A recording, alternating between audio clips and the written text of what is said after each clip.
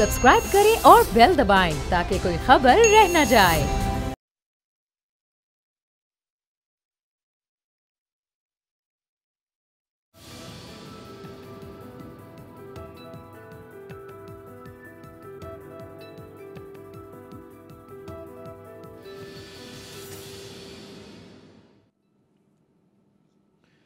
अस्सलाम वालेकुम व्यूअर्स, मैं हूं अमीर अब्बास और आप देख रहे हैं तब्दीली। पोकर का खेल अमेरिका में 19वीं सदी में काफ़ी मकबूल हुआ। इस खेल के दौरान एक खिलाड़ी दूसरे खिलाड़ी की बाजी चलने पर शक करता और ये शक करता या ये समझता कि दूसरा खिलाड़ी खेल में धोखा दे सकता है। इस शक की वजह से खेल के दौरान एक दूसरे पर धोखाधड़ी के इल्ज़ामात लगते और बाज़ औक़ात खिलाड़ी आपस में झगड़ने लगते। खेल में किसी भी मक्कारी या दूसरे खिलाड़ी की धोखाधड़ी से बचने के लिए एक रस्म शुरू की गई। इस रस्म के तहत जिस खिलाड़ी ने अगली चाल चलना होती तो उसे एक मार्कर थमा दिया जाता। यह मार्कर अमूमन एक छुरी हुआ करती जिसका दस्ता नर हिरन के सींग से बना होता। उस छुरी को बक कहते थे।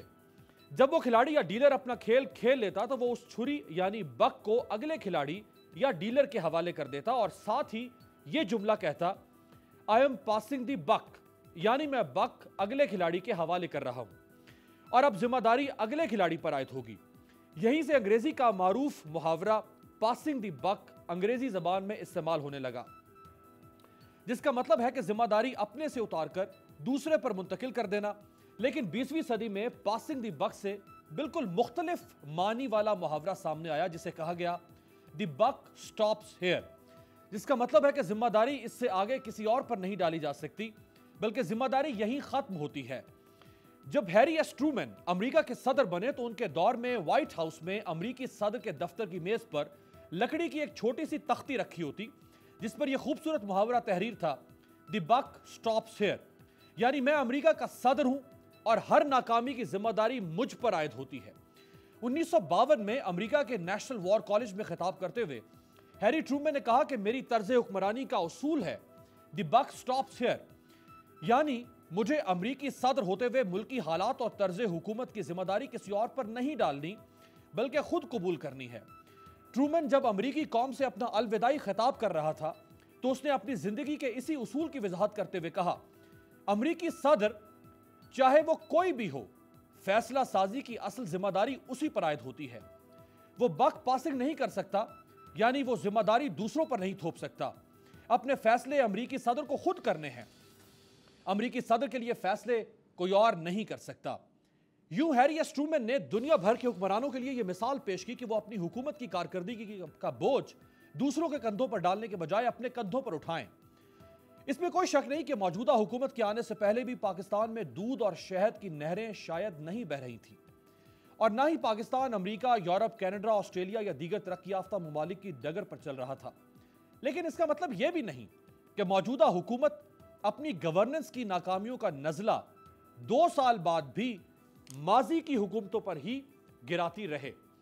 इसी तरह की कुछ स्टेटमेंट साबिक वज़ीर आज़म और पीपल्स पार्टी के रहनुमा राजा परवेज अशरफ साहब ने कौमी असम्बली के फ्लोर पर दी, जब उन्होंने तहरीक इंसाफ की 2 साल कारकर्दगी में अगर कहीं कोई कोताही, लग़्ज़िश, खामी है तो उसका जवाब जो तहरीक इंसाफ देती है उस पर उन्होंने क्या कमेंट किया, दिखाएं। राइट जी, मेरे साथ मौजूद हैं 3 मोतबर शख्सियात। अली मोहम्मद खान साहब, वफाकी वज़ीर पाकिस्तान तहरीक इंसाफ के ऑनरेबल रहनुमा, हमें स्काइप पे ज्वाइन कर रहे हैं। सईद गनी साहब सूबाई वज़ीर हैं पाकिस्तान पीपल्स पार्टी के मरकज़ी रहनुमा, और सेनेटर जावेद अब्बासी साहब ऑनरेबल मेंबर पाकिस्तान मुस्लिम लीग नवाज़ हमारे साथ मौजूद हैं। टेलीफोन लाइन पे कुछ ही देर में वीडियो लिंक पे हमारे साथ होंगे। अली मोहम्मद खान साहब, जैसे मैंने खुद कहा कि इसमें कोई शक नहीं कि कोई बहुत ही शानदार पाकिस्तान शायद आपको ना मिला हो, लेकिन जो अरसा आपके पास है उसका जवाब तो आपको देना होगा। क्या प्राइम मिनिस्टर इमरान खान साहब हैरी एस ट्रूमैन की तरह वज़ीर आज़म के मेज़ पर एक तख्ती लगा के अगर रख दें कि द बक स्टॉप्स हियर, आइंदा से मैं जवाब दूंगा जो मेरी हुकूमत में होगा, कितना ही अच्छा होगा सर?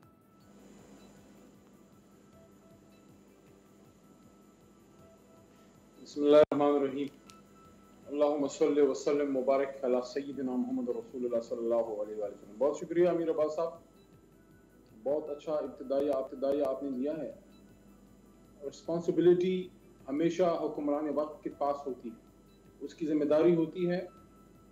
लेकिन दो चीजें हैं, एक वो लोग जिनकी वजह से मसला पैदा हुआ, मसला क्या था। फॉर एग्जाम्पल 30,000 अरब का कर्जा हमारे सर पे था जब हमारी हुकूमत आई, तो वो जो 30,000 अरब का कर्जा लिया वो जिम्मेदारी हमारी नहीं, लेकिन उसके बाद की कि उसको कैसे हमने मैनेज किया वो जिम्मेदारी हमारी है। इसी तरह तो पाकिस्तान का कोई इदारा ले लें, फॉर एग्जाम्पल पाकिस्तान के कोई सिविल सर्विस ले लें, या रेवेन्यू का कोई डिपार्टमेंट ले लें, या हेल्थ का कोई निज़ाम ले लें, वहाँ पे जो मिसमैनेजमेंट हुई है 2018 तक, मसला किसकी वजह से पैदा हुआ, नीचे कोई माफिया बना नहीं बना, वो जिम्मेदारी उनकी जिनकी वजह से ये मसला पैदा हुआ। हाँ, 2 साल में उस मसले को हल करने के लिए कितने स्टेप्स लिए गए, इस पे सवाल हमारी जिम्मेदारी है। हम ये जरूर लोगों को बताते रहेंगे कि अगर आज चीनी माफिया पे हम हाथ डालते हैं तो अंदर जो माफिया है वो माफिया हमने नहीं बनाया था। हाँ, माफिया को कैसे डील करना है और उससे कैसे पाकिस्तान के पैसे निकलवाने हैं वो सवाल हमसे होगा। ये पाकिस्तान का जितना भी निज़ाम है अमीर अब्बास साहब, चाहे बिजली का है, चाहे एग्रीकल्चर में मिसमैनेजमेंट हुई है, चाहे हेल्थ में मिसमैनेजमेंट हुई है, चाहे क्रिमिनल जस्टिस सिस्टम में पुलिसिंग में क्यों मिसमैनेजमेंट हुई है, पुलिस को बेहतर नहीं बनाया गया, वो पिछले 40-45 साल में जो सिविल गवर्नमेंट जब से आई हैं या उससे पिछले भी, तो वो रिस्पॉन्सिबिलिटी तो उन लोगों पे जरूर लायक करती है और वो हम बताते रहेंगे। सिर्फ 2 साल नहीं, राजा परवेज अशरफ साहब को मैं थोड़ा ठीक करना चाहूंगा, 5 साल हम बताते रहेंगे कि ये मसला हमें ये बुरसे में मिला था और उसको हल करने के लिए हमने ये स्टेप्स लिए हैं। ठीक है सईद गनी साहब, अब 2 तरह की सोच है। एक ये सोच है कि जी ठीक है, जो कहा सुना नून लीग पीपल्स पार्टी ने किया सो किया, अब इमरान खान अपना जवाब दें। दूसरी सोच ये है जो अली मोहम्मद खान साहब ने रखी, इसकी भी बहुत बड़ी फॉलोइंग है कि भाई जो इमरान खान कर रहा है वो तो पिछला गंद है साफ कर रहा है, उसको तो अपना कुछ करने का मौका नहीं मिल रहा। तो कहीं ना कहीं फिर आप लोगों का या नून लीग का जिक्र तो आएगा, जिक्र खैर तो आपका होगा बीच में। जिक्र बिल्कुल करें, तो करना भी चाहिए, उनके पास और कोई जवाब भी नहीं है। लेकिन ये बात ज़हन में रखें कि जब ये हुकूमत में नहीं आए थे तो उस वक्त जिस किस्म के खिताबात इन्होंने फरमाए थे, जिस किस्म के दावे इन्होंने किए थे, अब अगर ये कहें कि हमें तो पता ही नहीं था कि मुल्क की मईशत की हालत इतनी ख़राब है, या हमें तो पता ही नहीं है कि मुल्क के अंदर इतने ज़्यादा मसाइल थे, जो बातें इन्होंने हुकूमत में आने से पहले कही हैं, जो दावे किए हैं, जितने माहिरीन इन्होंने इकट्ठे किए हुए थे, जितने ब्रिलियंट पाकिस्तान के दिमाग या दुनिया भर के दिमाग इन्होंने इकट्ठे किए हुए थे, तो क्लेम तो इनका ये था चूँकि पीपल्स पार्टी और नून लीग की हुकूमतें करप्ट हैं इसलिए टैक्स नहीं देते, जब हम हुकूमत में आ जाएंगे तो हम 8,000 अरब रुपए जो है वो सालाना इकट्ठा कर सकते हैं, ये उन्होंने कहा था। इन्होंने रोज़ाना पता नहीं कितने सौ अरब रुपए बताया कि जी करप्शन की नज़र हो जाते हैं। अब यकीनन वो नहीं हो रहे होंगे इसलिए कि फरिश्तों की हुकूमत है। इसी तरह बहुत सारे इन्होंने दावे किए थे। अब हम तो सिर्फ ये कहते हैं कि भाई हमारी जो खराबियाँ थी, जो बुराइयाँ थी, वो तो आपको पता थी और आप उसका इज़हार उस वक्त भी करते थे, आज भी आप करते हैं। लेकिन आपकी जो अच्छाइयाँ थी, आपने जो दावे किए थे, आपके पास जो माहिरीन थे, सारी चीज़ें कहाँ चली गई हैं? आज मुझे बताइए कि अगर चीनी की कीमत 50 रुपये से बढ़ के 85 रुपये पे हो गई है और इन्होंने वो कमीशन भी बना दिया, ये इस पर खुश है कि हमने रिपोर्ट जारी कर दी। भाई रिपोर्ट तो जारी कर दी, वो 350-400 अरब रुपए जो पाकिस्तानियों के जेब है, उन पाकिस्तानियों ने ये रिपोर्ट को चबाना है, उन्होंने खाना है इसको। वो कीमत तो 50 रुपये नहीं हुई, आपने जितने भी स्टेप उठा लिए हैं। और उस रिपोर्ट के बाद आपने किसको जो है वो पकड़ा है, किसके खिलाफ आपने कार्रवाई की है। पहली रिपोर्ट आती है, फिर कहते हैं फॉरेंसिक करेंगे, अच्छा जी फॉरेंसिक भी हो गई। उसके बाद पता चला वो जो तरीन साहब है वो तो मुल्क से बाहर चले गए और इनके अपने लोगों ने, बाकी को तो छोड़ देना, जिनकी मिले हैं वो तो चले कोर्ट में। खुसरो बख्तियार साहब के जो जो जो जो शुगर मिल है, इनकी जो फैमिली कहते हैं उनकी नहीं, ये फैमिली की है, वो कोर्ट में गए हुए हैं। इनके कोई दरीशक साहब हैं वो कोर्ट में गए हुए हैं, जहांगीर तरीन खुद कोर्ट में गए हुए हैं। तो भाई जो आपके लोग हैं वो आपके फैसलों के खिलाफ क्यों अदालतों में जा रहे हैं? सही। अच्छा, आपने फरमाया कि हमारी खामी अपनी जगह पे, लेकिन इनकी जो खूबियां हैं वो क्यों नजर नहीं आ रही हैं? अब वो ये कहते हैं कि भाई हमारी खूबियां जितनी थी लेकिन आपकी खामियां इतनी बड़ी थी कि वो हावी हो गई हमारी खूबियों पे भी। तो फिर लोगों को, पाकिस्तानियों को वो सुहाने झूठे ख्वाब नहीं दिखाते ना। आप बताते कि हम भी आएंगे तो हमारा अशर इनसे भी ग्राउंड है। जो पीपल्स पार्टी के दौर में सहूलतें आपको हैं, जो नून लीग के दौर में सहूलतें आपको हैं, अगर हम आएंगे तो वो भी चली जाएंगी आपको। तो आपको ये पता ना चाहिए था, इसलिए कि ये हुकूमतें बहुत ख़राब करके जा रही हैं। देखिए पेट्रोल, इस वक्त जो पेट्रोल के क्राइसिस आए हैं, आप मुझे बताइए इससे बड़ी कोई नाइली हो सकती है कि पूरी दुनिया जो है वो पेट्रोल खरीद रही है, सस्ता हो गया। इन्होंने 25 मार्च को खत निकाल दिया कि जी अपने जो आपके ऑर्डर्स हैं कैंसिल कर दो सारे। पूरे मुल्क में पेट्रोल का बहरान हो गया। कराची में खास तौर पे जो बिजली की मुसीबत खड़ी हुई, जिसपे कल आके उन्होंने फिर एक ड्रामा करके कि जी हमने सारा मामला तय कर दिया, हम गैस भी दे रहे हैं, हम फर्नेस ऑयल भी दे रहे हैं। तो भाई पिछले 1 महीने से क्यों नहीं दे रहे थे आप? कि इलेक्ट्रिक जब आपको जनवरी से दिख रही है कि हमें जून में फर्नेस ऑयल की ज्यादा जरूरत होगी, तो आपने क्यों उसका इंतजाम नहीं किया? तो ये खुद ही मसले पैदा करते हैं और इसी दौरान में कीमतें बढ़ा देते हैं। बिजली की कीमत बढ़ा दी, वो लोगों को बुला दिया और ये खुशखबरी सुना दी कि अब जो है गैर एलानिया लोड शेडिंग नहीं होगी। तो मैं ये समझता हूँ कि जिस किसी भी लोड शेडिंग होगी, गैर एलानिया नहीं होगी, होगी जरूर। नहीं, मैं तो कह रहा हूँ भाई मेरे, जो चले एलानिया होती है हो, वो तो छोड़े, वो भुगत ही रहे। लेकिन जो गैर एलानिया है वो भी तो भाई 1 महीने से ज्यादा चली है ना। सही है। मुसीबत ये है कि ये नाअहली की वजह से हुआ है, मिसमैनेजमेंट की वजह से हुआ है। पंजाब में गंदम का बहरान मिसमैनेजमेंट की वजह से है, हमारे यहाँ नहीं है। लेकिन पंजाब की जो गंदम का बहरान है वो असर अंदाज होगा आगे चलकर, सूबा सिंध पे भी होगा और दीगर सूबों पे भी होगा। तो अच्छा, सईद गनी साहब, ये एक छोटा सा मुख्तसर जवाब आपसे, फिर मैं जाता हूँ अब्बासी साहब की तरफ। ये समझ नहीं आ रही, उमर अयूब साहब फरमा रहे हैं, हुकूमत कह रही है कि जी हमारे पास डिमांड से ज्यादा सप्लाई हम कर रहे हैं बिजली, यानी बिजली की पैदावार ज्यादा है, डिमांड कम है, तलब से ज्यादा पैदावार है। अगर तलब से ज्यादा पैदावार है तो फिर तो बिजली बहनी चाहिए थी घरों में, फिर बिजली कहाँ चली गई? नजर क्यों नहीं आ रही कराची में 18-18 घंटे?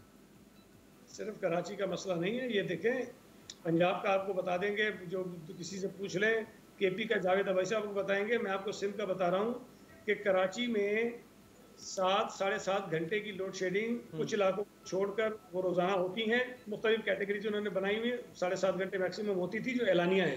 खैर एलानिया तो 12 घंटे 14 घंटे भी चली गई। लेकिन सूबा सिंध के जो दीगर इलाके हैं जहाँ पर हेस्को और सेपको बिजली फराम करती है, वहाँ 14-14 घंटे 16-16 घंटे बिजली नहीं होती। अब ये जो बिजली शायद हवा में गायब हो जाती होगी या ये राइट। आप ये कहना चाह रहे हैं जो डिस्ट्रीब्यूशन कंपनियां हैं वो चूंकि वफाक के इदारों के मातहत हैं या रेगुलेटरी बॉडीज के मातहत है, इसलिए आप कहना चाह रहे हैं सूबाई हुकूमत का कसूर नहीं। सेनेटर जावेद अब्बासी साहब, जो अली मोहम्मद खान साहब ने फरमाया कि हमसे वो तो पूछा जा सकता है कि जो हमने करना था और हम नहीं कर सके तो हम बिल्कुल जवाब दें, लेकिन जैसे उन्होंने 30,000 अरब कर्जे की बात की, इदारों की तबाही की बात की, वो कह रहे हैं ये तो पहले सारा कुछ तबाह हो चुका हुआ था, हमने ये तबाह नहीं किया। इसका जवाब तो उनसे लिया जाएगा और हम भी बार बार बताएंगे कि उन्होंने तबाह किया था। बिस्मिल्लाहिर्रहमानिर्रहीम, बहुत शुक्रिया। मुझे आज बड़ी हैरानगी हुई है अली मोहम्मद खान साहब की बात सुन के कि ये इलेक्शन कैंपेन में, ये जब इमरान खान साहब तकरीरें किया करते थे, दुनिया में जाया करते थे, ये हमारे साथी कहा करते थे कि ये पुरानी हुकूमतों ने ये सब कुछ तबाह कर दिया है, ये करप्ट है, इन्होंने इन्फ्लेशन बहुत बढ़ा दिया है, रेवेन्यू इकट्ठा नहीं कर सकी, इन्वेस्टमेंट नहीं आ रही है, गुर्बत हो गई है और हम आएंगे तो चीजें ठीक करेंगे।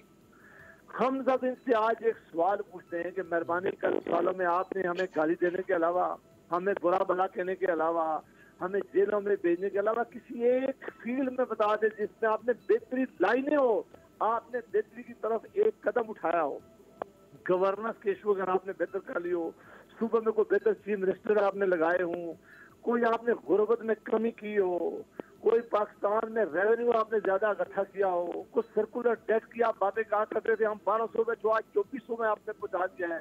आप कर्जे की बातें करते थे कि हम आएंगे तो कर्जा कभी नहीं लेंगे। तारीख में किसी ने इतना बड़ा कर्जा नहीं दिया जितना 2 सालों में आपने कहा था कि हम लाखों लोगों को नौकरियां देंगे। अभी नौकरियां के आप लोगों को निकाल रहे हैं। आपने कहा था कि हम इतने 100 डैम बनाएंगे, एक डैम क्या, जो आपने कोई डैम के लिए पैसे इकट्ठे किए थे उसको आप जवाब नहीं दे रहे हैं। उस चीफ जस्टिस साहब को मिलाकर के वो पैसे आपने किधर छोड़े हैं? अगर हम कहते हैं कि आज सबसे ज्यादा करप्शन है, आपसे ज्यादा हम जानते हैं कि 4 बड़े यहाँ इस वक्त तारीख के सबसे बड़े करप्शन के स्कैंडल हुए। सबसे पहले दवाइयों का हुआ है, खरबों रुपया लोग खा के इन्होंने कहा हम साफ करेंगे, जवाब देंगे, ये जवाब नहीं दे रहे। वो कौन लोग थे? फिर चीनी और आटे की, ये सिर्फ इन्होंने कमीशन बनाया, रिपोर्ट तो जरूर दी है, लेकिन कोई चीज किसी के खिलाफ इन्होंने एक्शन नहीं लिया। वो अरबों रुपया का टिक्का आवाम को लगा, उसको कौन जवाब देगा? अब सिर्फ दवाइयों का आप अभी देख रहे हैं, पेट्रोलियम प्रोडक्ट्स में 700 अरब रुपए का टिक्का इन्होंने कौम को लगाया है। अगर उसका जवाब हम पूछते हैं ये कौन जवाब देगा? अभी में इस बजट में आ लें, पाकिस्तान की तारीख है जितने पिछले 2 सालों में इन्होंने महंगाई करके इस पाकिस्तान को पहुंचा दिया गरीब आदमी को। हम जब इन सवालों से पूछते हैं इनको करेंगे, ये कहते थे कि हम इनकलाबी रिफॉर्म्स ले जाएं, पुलिस में प्रोसिक्यूशन बेहतर करेंगे, सस्ते फैसले होंगे, फौरी फैसले होंगे, रिकॉर्ड लेजिस्लेशन से लेके आएंगे। इस मुल्क के वज़ीर आज़म साहब ने कौन से वादा किया था जब पहली स्पीच किया कि नेशनल असेंबली में कि मैं आऊंगा वेस्ट मिनिस्टर की तरह मेरा क्वेश्चन आवर होगा। एक दफा वो 2 सालों में एक दफा सेनेट में आए और नेशनल असेंबली में 2 या 3 दफा वो आए। अभी तक उन्होंने बैठ के नेशनल असेंबली में किसी का द्वारा नहीं किया है, कभी किसी डिबेट में हिस्सा लेना शुरू नहीं किया। हम इनसे करते हैं खुदा का वास्ता है, जो नया पाकिस्तान बनाने आए थे, जो आपने ख्वाबें लोगों को दिखाई थी, कोई एक चीज तो बता दें। हमें गाली देने से, हमें बुरा भला कहने से, हमारी हमें न कहें, वो जो भी मर्जी आप हमें कहते रहे, उससे आप पाकिस्तान के न्याय से अपना काम चला दिया। आप अपना बताएं कि आपने क्या किया इस मुल्क के लोगों के लिए, इस मुल्क के इंस्टीट्यूशन के लिए, इस पार्लियामेंट के बेहतरी बनाने के लिए। वो कौन सी रिकॉर्ड लेजिस्लेशन थी जो आपने करनी थी? एक वादे की तरफ ये एक कदम नहीं उठा सके। हम सिर्फ सिंपल क्वेश्चन पूछा, हम इनकी हुकूमत गिराना नहीं चाहते। हमने इनको पूरा वक्त दिया है, सबसे थिन इनकी मेजॉरिटी थी। अपोजिशन ने कहा कि जिन्होंने जो कौम से वादे किए थे ये पूरे करें, ताकि दुनिया देख सके कि ये जो नई टीम आई थी, नया मुल्क बनाने आए थे, इनके पास क्या माशी प्लान था। टीम बिठाने में, मास वाइज महंगाई करने में, मास वाइज यहाँ मायूसी फैलाने में, मास वाइज इस मुल्क का जो बिजनेसमैन था इस मुल्क से भगाने में, कोई एक चीज आप मुझे बता दे, कोई और आदमी बता दे, अली मोहम्मद खान साहब बता दें। चले अली मोहम्मद खान साहब से पूछ लेते हैं। वज़ीर आज़म साहब कहे जी शॉर्ट हमारे। अच्छा जरा सुनवाएं जी, प्राइम मिनिस्टर साहब ने एक बात की थी, वादे बड़े बड़े दावे थे और बहुत अच्छी बात है, अगर आप बड़े ख्वाब दिखाएंगे तो एक टारगेट कौम के सामने या कोई गोल सेट हो सकेगा। एक छोटा सा ख्वाब था वज़ीर आज़म साहब ने दिखाया था, सुनवा दें। राइट जी, बहुत खूबसूरत बात, बहुत जमहूरी बात और सोच वज़ीर आज़म ने। 27 अगस्त 2008, अच्छा याद हो 18 अगस्त को हल्फ उठाया था वज़ीर आज़म ने, 27 अगस्त को उससे ठीक 9 दिन के बाद वज़ीर आज़म ने ये कौमी असम्बली के फ्लोर पर बात कही थी। अब अली मोहम्मद खान साहब, ये तो छोटी सी ख्वाहिश थी इस कौम की, छोटी छोटी ख्वाहिशात तो कम से कम पूरी कर देते ना, जो वज़ीर आज़म ने खुद दिलाई थी।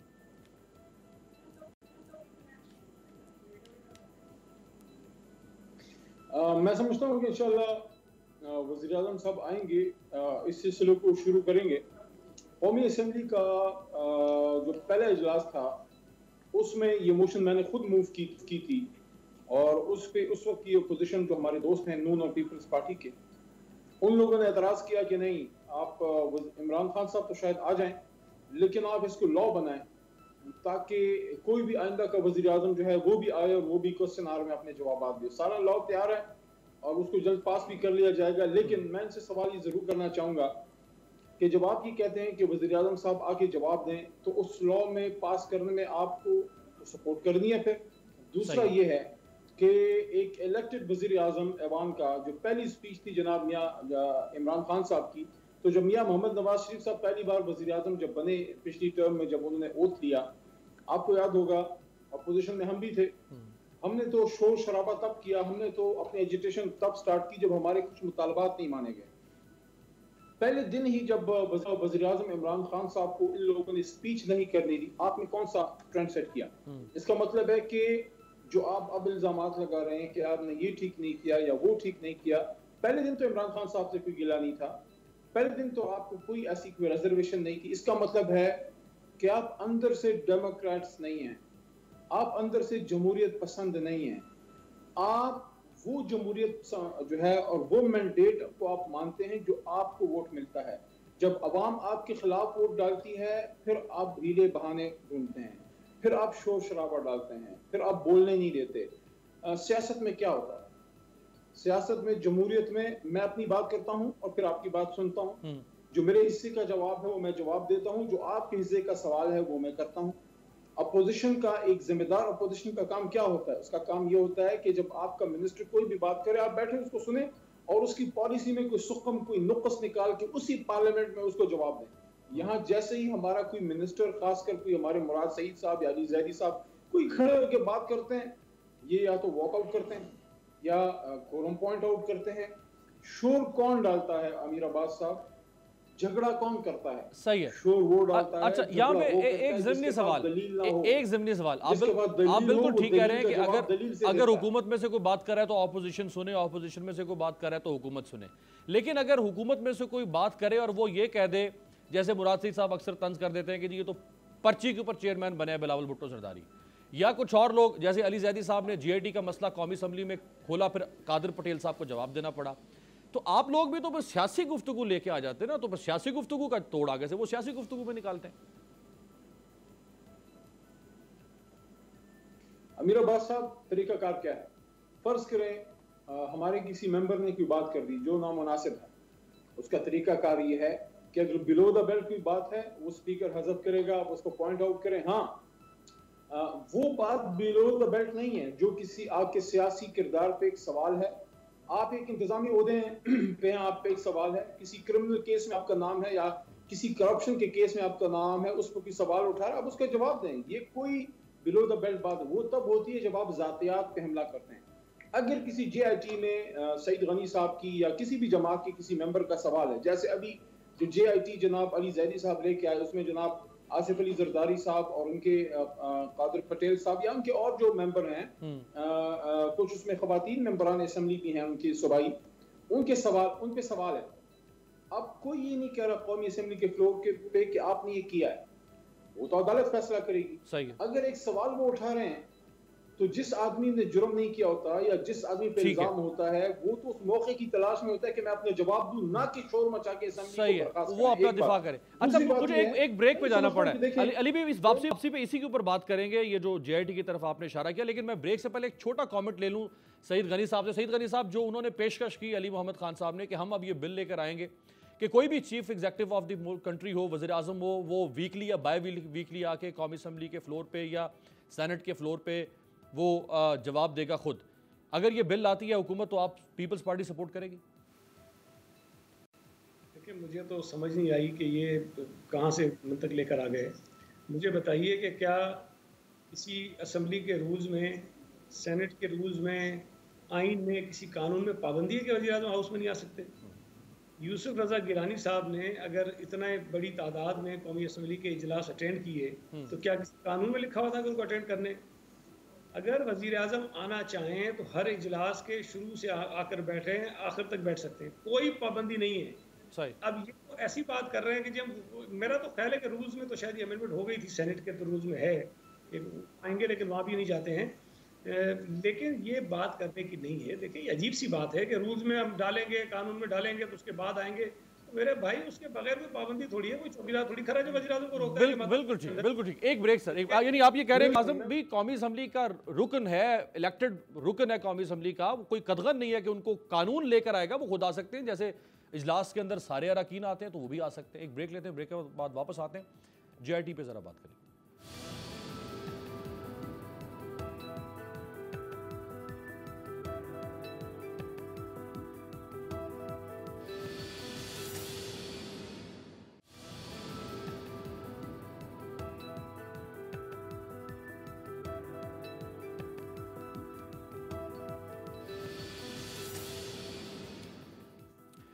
ब्रेक के बाद खुश आमदेद। इस बात से कथा नज़र कि किसकी JIT असली है, किसकी JIT जाली है, इस बहस को एक लम्हे के लिए एक तरफ रखते हैं कि सिंध हुकूमत की JIT असली है या अली जैदी साहब की JIT असली है।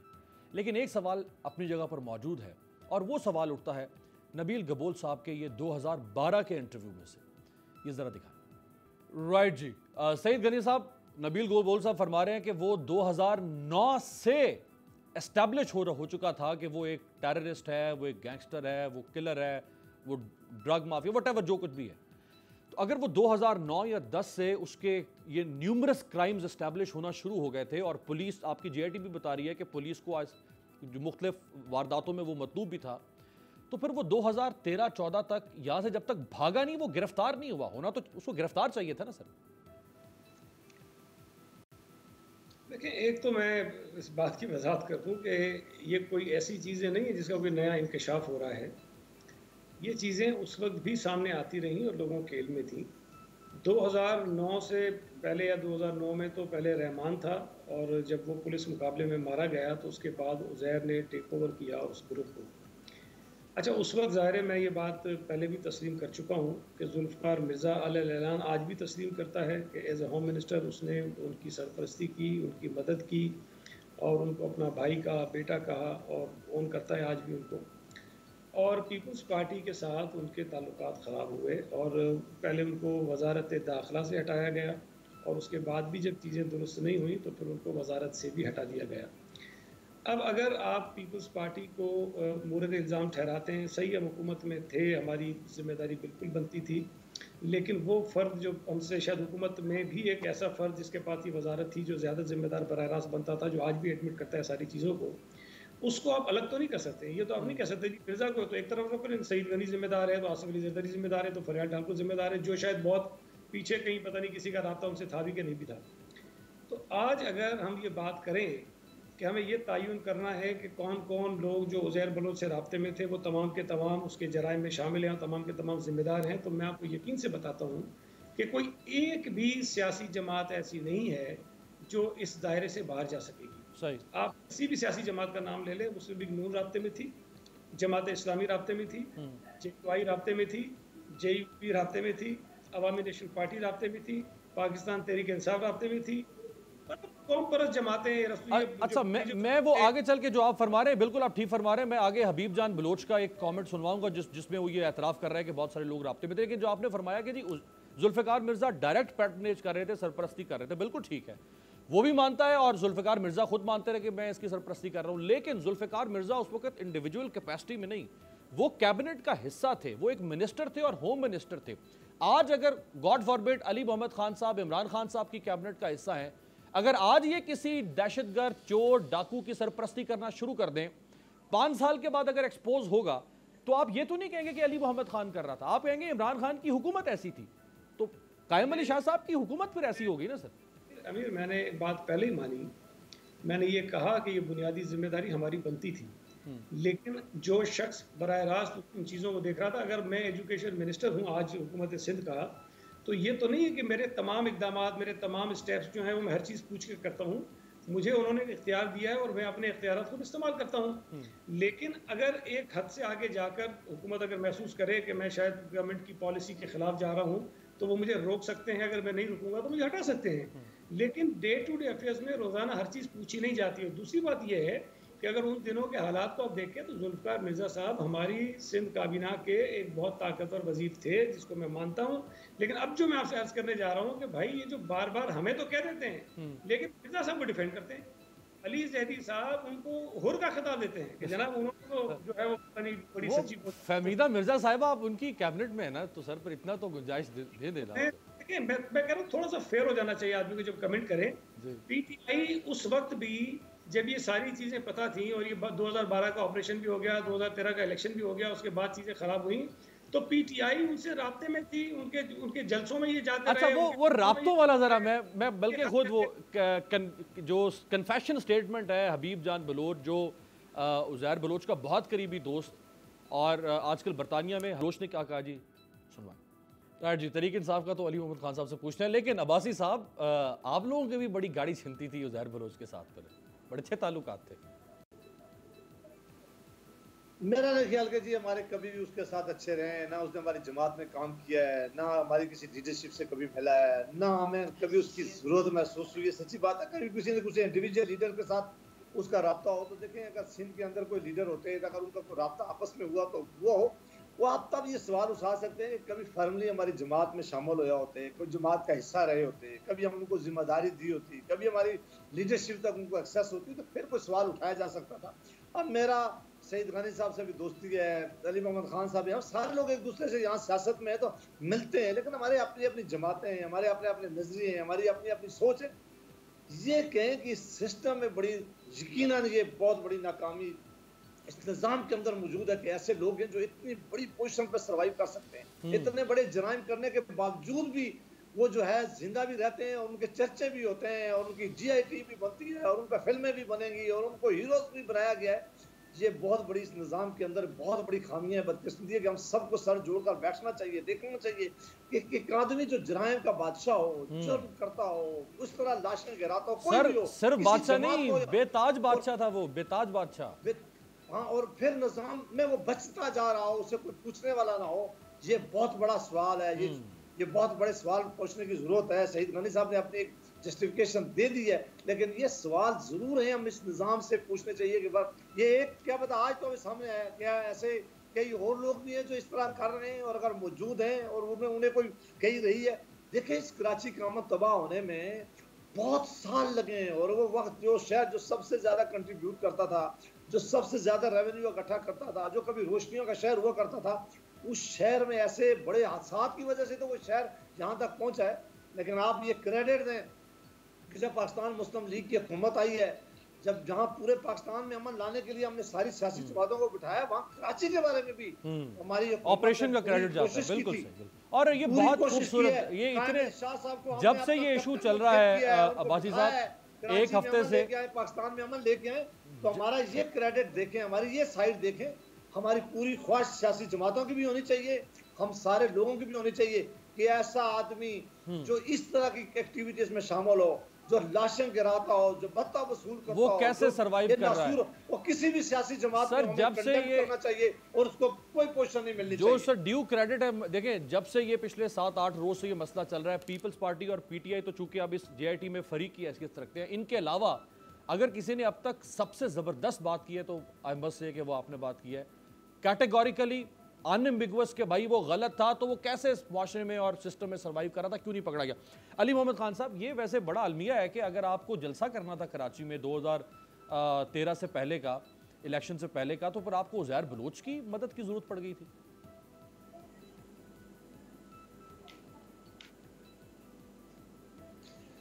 अमीर अब्बास साहब, हमारे माशरे का अलमिया यही है, और इसी वजह से पाकिस्तान अभी तक सही सिमत में नहीं जा सका कि हमें दूसरे का गलत नजर आता है और अपना गलत जो है वो हम छुपाते हैं। अगर किसी ने हमारी जमात में से उससे हेल्प ली है जलसे में, उसने जुल्म किया है, कातिल से हेल्प नहीं ली जाती। जुल्म के खिलाफ जालिम से नहीं, जुल्म के खिलाफ मजलूम से हेल्प ली जाती है अगर किसी ने किया, गलत किया है। लेकिन ये जो पीपल्स पार्टी पे इल्जाम है वो बहुत संगीन है। उसकी वजह यह है कि जहां आपकी हुकूमत हो वहां आपकी रिस्पॉन्सिबिलिटी है कि लोगों की जान और माल का तहफ़्फ़ुज़, ऊपर अल्लाह और नीचे वो उस वक्त की हुकूमत करती है। 2008 से 2013 तक सिंध में और पाकिस्तान में पीपल्स पार्टी की हुकूमत थी, और ये वो दौर था जब ये आदमी जो है ये एक इंसान से और एक छोटे जराम पेशा से एक अफरीद की तरह और एक माफिया की तरफ बढ़ता जा रहा है। अब यहाँ एक मार्जिन ऑफ एरर आप किसी भी हुकूमत को दे सकते हैं कि एक शख्स कातिल है, अगवाकार है, डाकू है, वो गिरफ्तार नहीं हो रहा, छुप गया है, उस पे वो कानून की गिरफ्त से बाहर निकल गया है, मुल्क से बाहर निकल गया है, छुप के आपको रेड वारंट से वापस बुलाना पड़ रहा है। वह मार्जिन ऑफ एरर दे सकते हैं कि पुलिस की किसी कोताही की वजह से बंदा हाथ से निकल गया। लेकिन जहां ये सवाल उठता है कि एक तरफ एक आदमी कमोबेश 200 के करीब लोगों को मार रहा है, और दूसरी तरफ वो उस वक्त की एक सिटिंग हुकूमत के बड़े बड़े लोग जो लीडरशिप लेवल पे हैं, चेयरमैन लेवल पे हैं, बड़े बड़ी मिनिस्टरों पे हैं, बैठे हुए हैं, उनके साथ उसका करीबी ताल्लुक है, उसके घर आ रहे हैं, वहां दावतें हो रही हैं, वहां उसके जलसों में उसके नाम से जो है वो लोग हाथ पे हाथ रख के जनाब अली, तो वहां उससे कुछ पता नहीं क्यों वलीउल्लाह बना दिया, खुदा ना खास्ता माज़अल्लाह, बैत हो रही है कि भाई हम तो जनाब आपके वफादार हैं। कोई जो है ये इस तरह के कनेक्शन जब आते हैं, इसका मतलब ये होता है योर पार्टनर इन क्राइम। अमीर अब्बास साहब, आप मुझे ये बताएं, क्या आप अपने मोहल्ले में जहां आप रहते हैं, जहां हमारी फैमिली होती है, वहां किसी कातिल या डाकू से ताल्लुक बढ़ाना चाहेंगे? बिल्कुल नहीं, मैं तो नहीं चाहूंगा।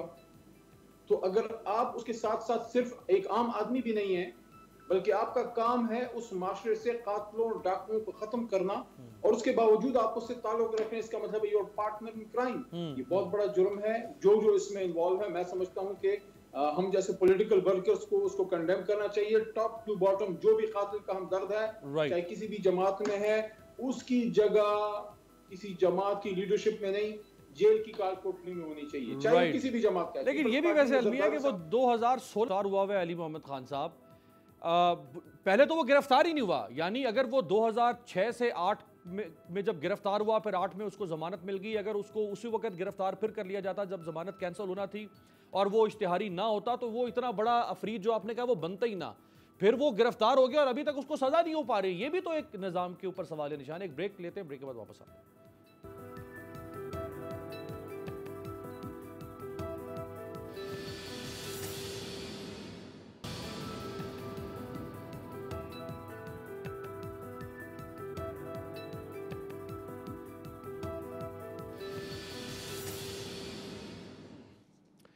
ब्रेक के बाद खुश आमदेद। ये नहीं कहा जा सकता फौरी तौर पे कि शायद पीपल्स पार्टी या पीपल्स पार्टी की किसी आला शख्सियत या पीपल्स पार्टी की सिंध हुकूमत पार्टनर इन क्राइम थी, जैसे ब्रेक से पहले बात हो रही थी उज़ैर बलोच के साथ हैंड्स एंड ग्लव्स थी और ये मिल के एक नेक्सस बना के काम कर रहे थे। लेकिन ये बात मुख्तलिफ शवायद से साबित हो रही है कि पीपल्स पार्टी के साथ इसके ताल्लुकात थे। अब कमर जमान कायरा साहब क्या फरमाते हैं, दिखाएं। सईद गनी साहब चलें, जुल्फ़िकार मिर्ज़ा साहब तो कंट्रोवर्शियल खुद हो गए, उनको एक तरफ रख दें। कमर जमान कायरा साहब तो आपके एक रिस्पेक्टेबल और मुत्तफ़िक़ अलैह शख्सियत हैं, वो मान रहे हैं कि भाई ताल्लुकात तो थे ना, ताल्लुकात से क्यों इनकार किया जा सकता है, कैसे हो सकता है? अच्छा किसने इनकार किया मुझे ये बताइए। पीपल्स पार्टी के मुख्तलिफ लोग मुसलसल 5-7 दिन से कह रहे हैं। जरदारी साहब ने भी कहा कि हमारे ताल्लुकात नहीं थे। मेरी गुजारिश है ना, अगर कोई ये कहेगा कि वो पीपल्स पार्टी में था, वो नहीं था। अगर कोई ये कहेगा कि पीपल्स पार्टी ने उसे जराइम कराए, बिल्कुल नहीं कराए थे।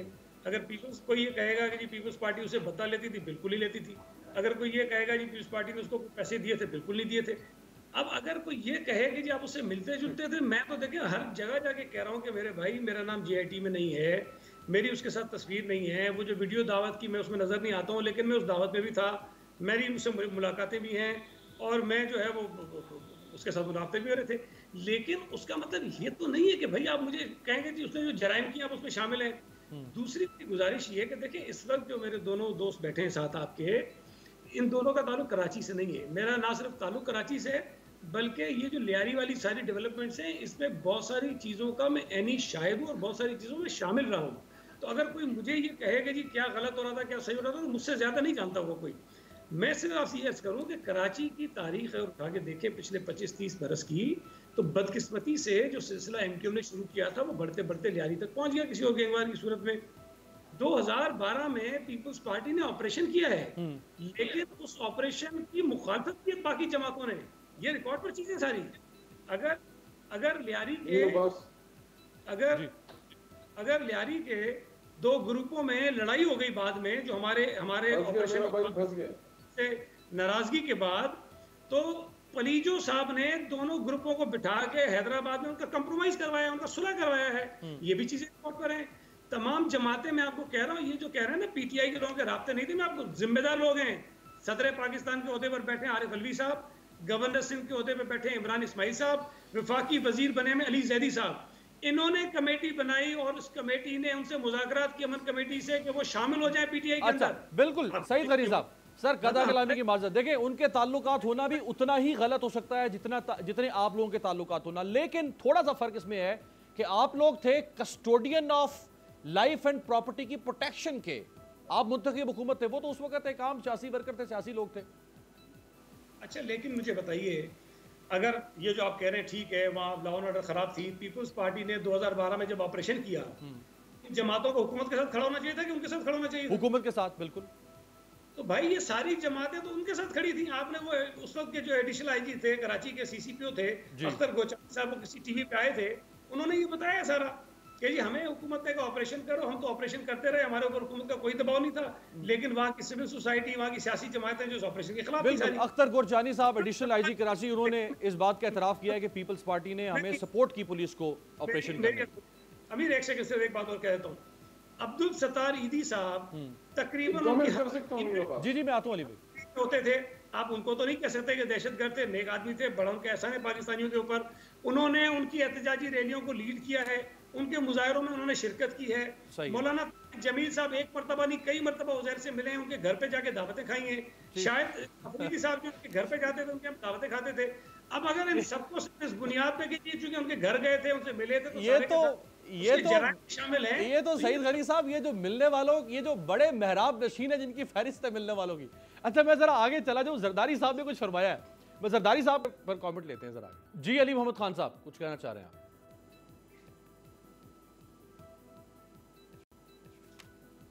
मैं सिंपल सी बात करना चाह रहा हूँ, आप हमारे भाई को एक मुश्किल सूरत हाल में डाल रहे हैं। एक चीज राइटिंग ऑन द वॉल है, अब वो आपको पर्ची पे लिख के दे दें, वो क्या करें? इन्हीं के देखें एक आदमी के आप पास किस लिए जाते? एक आदमी है जो माफिया डॉन है, जिस पे कत्ल के इल्जामात हैं, 1 के नहीं, 2 के नहीं, 3 के नहीं, 10 के नहीं, 50 के नहीं, 100 के नहीं, कम हो गई 200 के।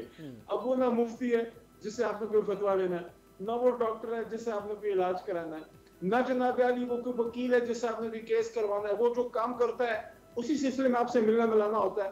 अब अगर किसी कातिल से किसी इलाके के एसएचओ मिले तो एसएचओ पे तो हम बड़ी जो है हम तो एक हुकूमत के लोग उसकी ताकतों पे जा रहे हैं, उसके साथ ताल्लुकात हैं, और वो खुदा को माने यार।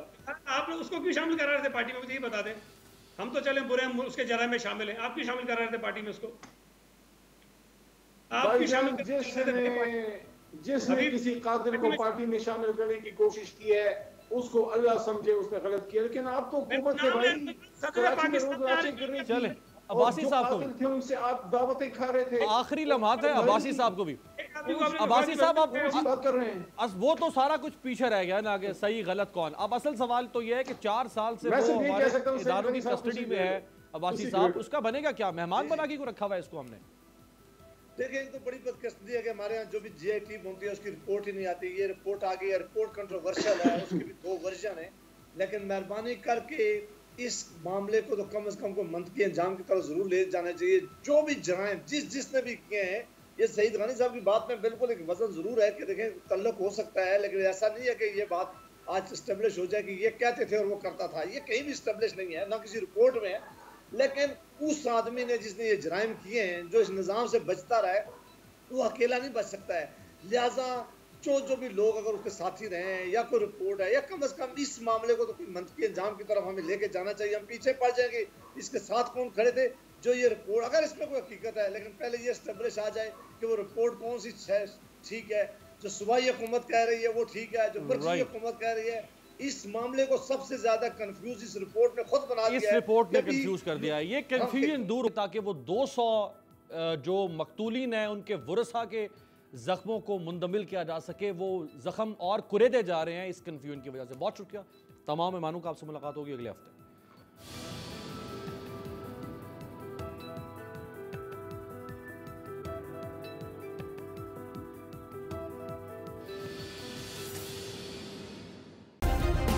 सब्सक्राइब करें और बेल दबाएं ताकि कोई खबर रह न जाए।